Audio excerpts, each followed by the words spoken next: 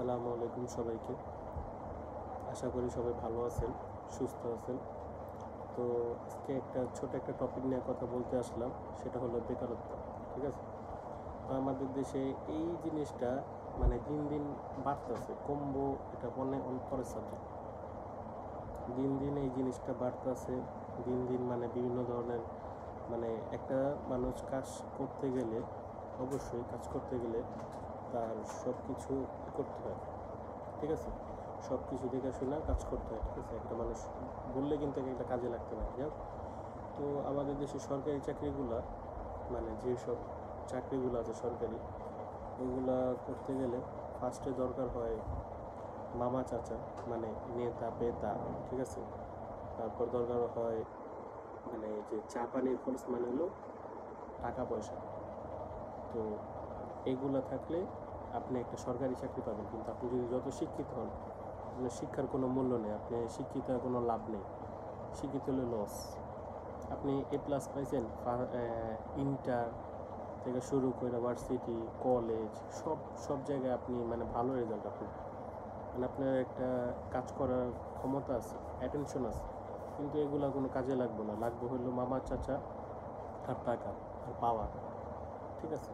তো এগুলো আপনার নাই, আপনি ভালো রেজাল্টের কোনো মূল্য নেই।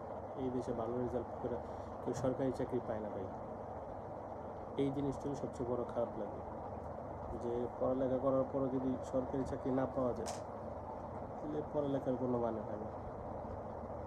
তো যাই হোক, তো এই জিনিসগুলোর জন্য আজকে আমাদের দেশ মানে ভালো ভালো মানুষগুলো বা ভালো ভালো যে শিক্ষার্থী বা স্টুডেন্টগুলো আছে, সবাই খারাপের দিকে চলে যায়। কারণ চিন্তা করে যে আমি যদি ভালো করি, ভালো করেও যদি চাকরি না পাই, অনেক গরিব গরিব ফ্যামিলির ছেলেপেলেরা চাকরি করতে পারতেছে না। কী কারণে?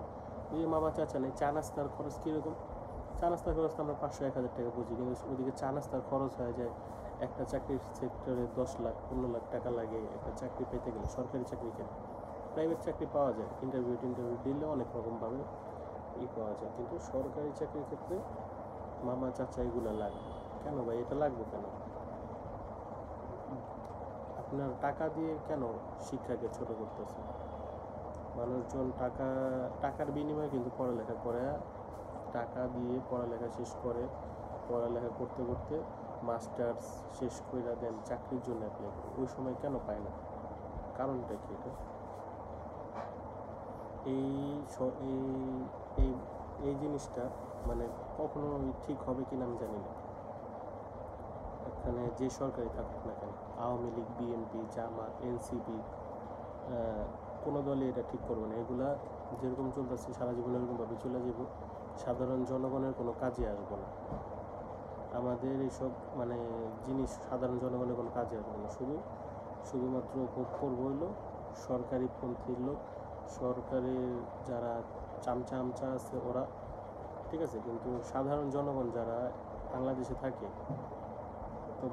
থাকে, তাদের কোনো মানে অধিকারই নেই ভালো কিছু পাওয়ার।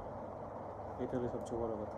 যে কোনো দলই আসুক না কেন, সবাই আগে নিজের স্বার্থ দেখে, পরে জনগণের কী হইলো বা না হইলো এগুলো দেখার কোনো ওয়ে নেই বা সময় নেই। তো এই জন্য আসলাম যে বাংলাদেশে বেকারত্বটা যদি না সরে বা না ঠিক করে, তাহলে দেশে কোনো দিন কোনো মানে অগ্রগতি করতো না। আজকে এই পর্যন্তই, আবার কথা হবে, আবার নেক্সট ভিডিওতে আরেকটা টপিক নিয়ে কথা বলবো ইনশাআল্লাহ। সবাই ভালো থাকবেন, দোয়া করবেন। আসসালামু আলাইকুম।